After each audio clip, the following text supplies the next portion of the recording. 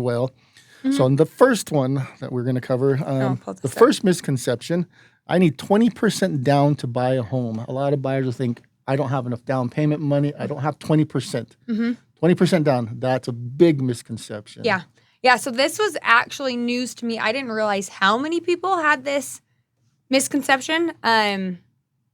It's over 60% of people believe I need a 20% down payment. And that's even with people that have already purchased a home, which is funny because the average individual doesn't put 20% down. Yeah. So it's kind of funny.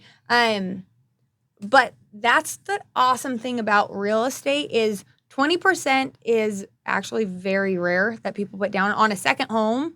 If they're selling and then purchasing again, it's a lot more common. But it's not always even like your best option. So with a 20% down payment, you get to avoid mortgage insurance, which is why everyone is like, I need 20% down. I don't want that mortgage insurance. What most people don't realize is mortgage insurance, especially if you have good credit, is going to be very minimal on your monthly payment. So even if you did have 20% down, you don't think you're going to be in this house long term, your money may be better utilized not in equity in this house. It could be better utilized in other investments, like instead of pulling it out of an investment, or like it may yield you more in the long run. But first-time home buyers, FHA loans, you can go 3.5% down.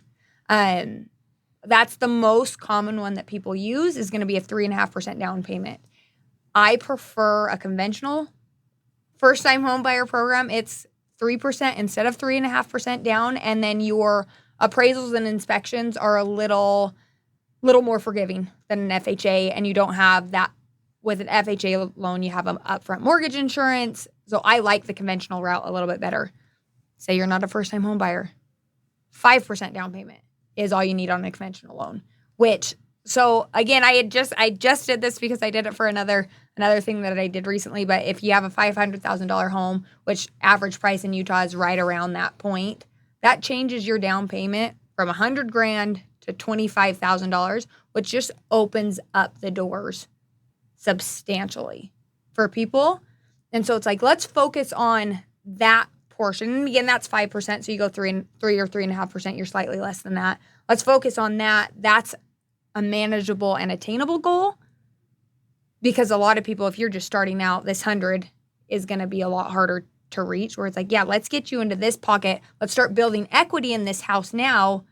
And then 3 to 5 years, guess what? You're contacting Micah again. You're going to go do it again, but now you're going to have built-in equity in this house. Yeah. And then with that 20% down, maybe it's better instead of putting onto a house, maybe you pay off a car or something, and now you have that maybe $500 extra cash flow a month. Yeah. Versus bringing the payment down maybe. So someone with good credit, your mortgage insurance is going to be under $100 a month. I've seen people with less than ideal credit have really expensive mortgage insurance. And then we go the route of, okay, can we get you into an FHA versus a conventional? Because a conventional, it's going to hit them harder. And we kind of just explore all of those options and make sure, okay, this is going to make the most sense for you. But I think people have this understanding of this is going to be the best case scenario for me. And it's like, let's like really look at everything. Where they sit down with you and kind of go through all the scenarios and figure out what's the best route to go. Yeah. Yeah. Because sometimes, like I said, sometimes it's not in your best interest. Yeah. Because again, if you're pulling it out of a retirement account, but you have this liquid 25 sitting here, it's like, I don't know, maybe just let this continue building on this arm and then we'll just use your liquid. So we're 20% down. So, I mean, I know, so it's for an investment property, right? Investment property is going to need more down payment. Yes. Right? But if it's your personal residence, 5% conventional, 3.5 FHA, and I believe, correct me if I'm wrong, there's also no down payment programs as well. Yeah, absolutely. So in the state of Utah, we have Utah Housing Corporation, and that's the one good thing about being a broker is we broker with all these different lenders. So Utah Housing is one of my, honestly, in the state of Utah, I think is the best down payment assistance program. It's not the only one. Counties have specific programs, but they have really strict limitations surrounding their like grant money and down payment assistance money.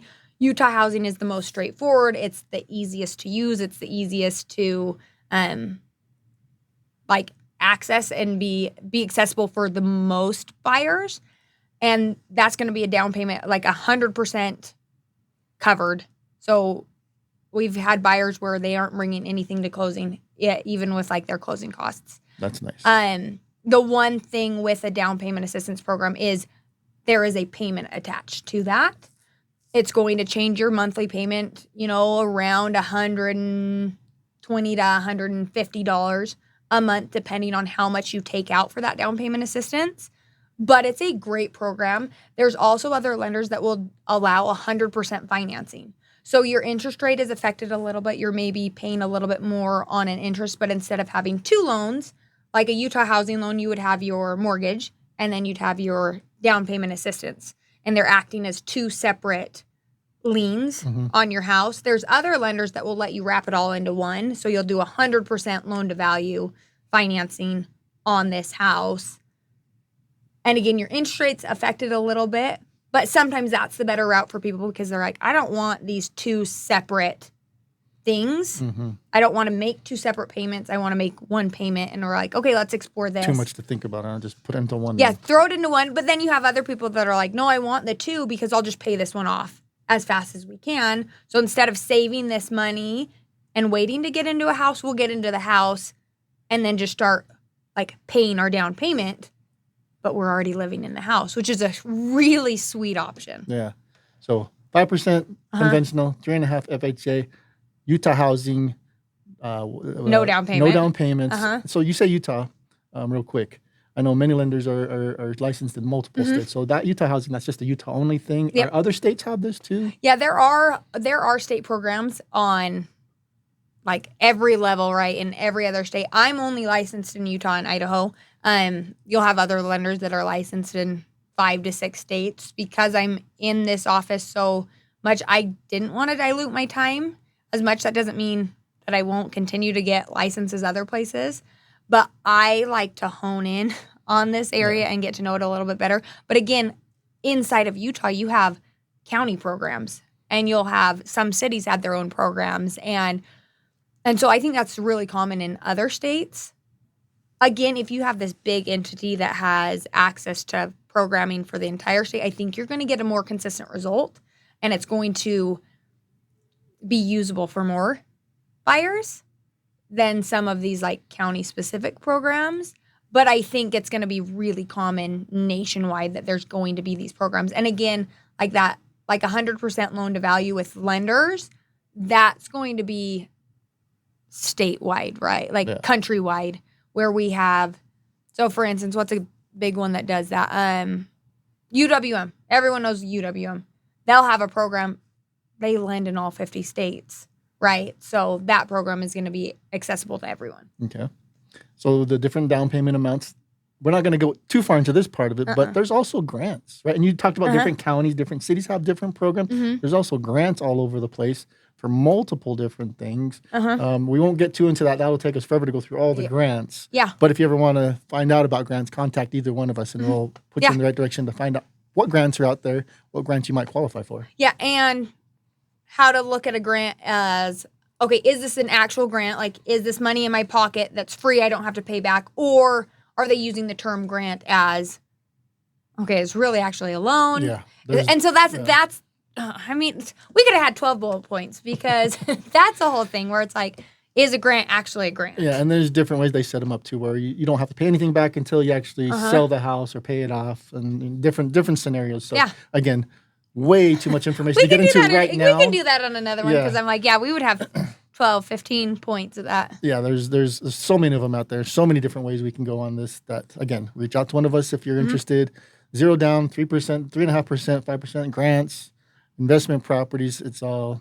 Yeah, it's going to look different for everyone. It's going to be more advantageous for certain people to do it one way versus another, which is why it's so imperative that it's like, talk to someone at the beginning, whether or not you're looking, where it's like, let's start talking and then let's figure out what's going to make the most sense for you, because it's going to be it should be very individualized. It's not always looked at And when you that say way. individualized, it's going to be different for everybody. It depends on your qualifications, your credit scores, your debt to income ratios. First-time home buyers, I'm thinking, have different programs than people that have bought before.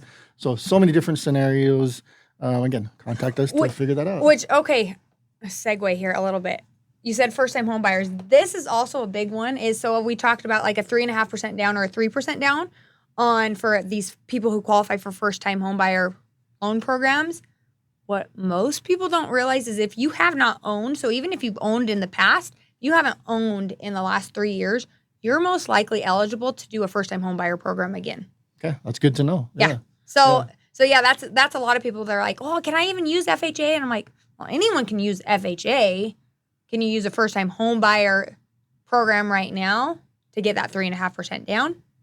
I don't know. Let's look at your past. If you haven't owned in the last 3 years, let's just do that again. That's good. Yeah.